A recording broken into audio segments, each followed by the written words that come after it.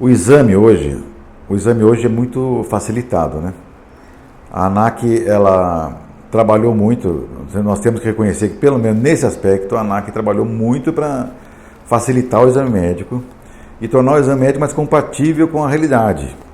Não querer que ninguém seja astronauta para ser piloto, né?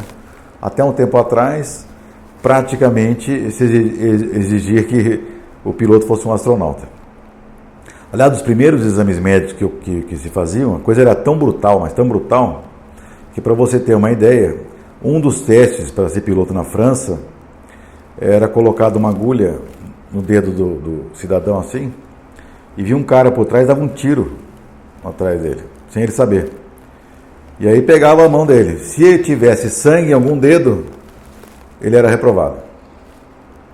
Para você ter uma ideia da gravidade da coisa. Então o cara tomava um tiro, mas ele não podia se mexer. Ele tinha que ter frieza absoluta. E isso aconteceu, e logo depois disso, não passaram 3 anos. 3 anos se passaram de que se implantaram esses testes violentos. O que aconteceu? Não havia mais piloto.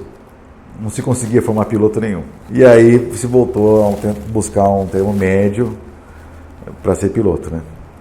Que na Primeira Guerra, a título de curiosidade,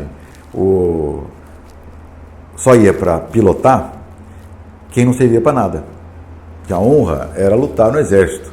Quando o cara tinha uma doença, ele tinha um problema na perna, um problema qualquer, físico, que não podia lutar, punham ele para pilotar o avião.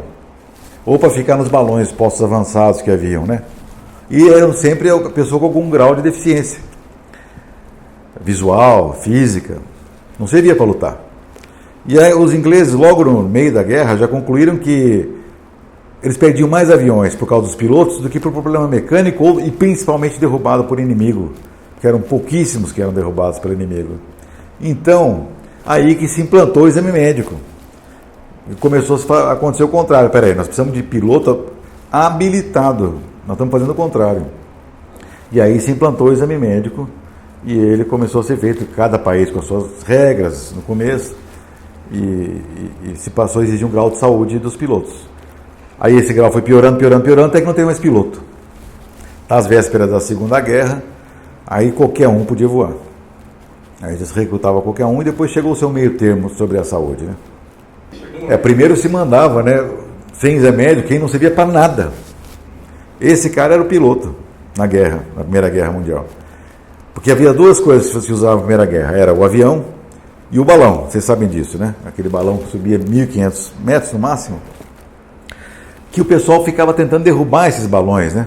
Derrubar, vinha artilharia, derrubava, tiro, papai.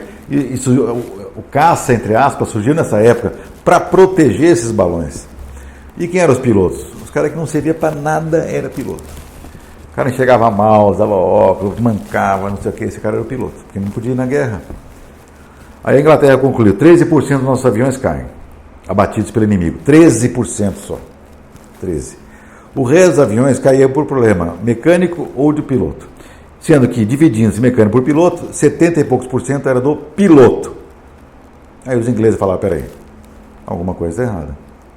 Vamos começar a colocar para pilotar gente que tenha mínimas condições físicas para tal.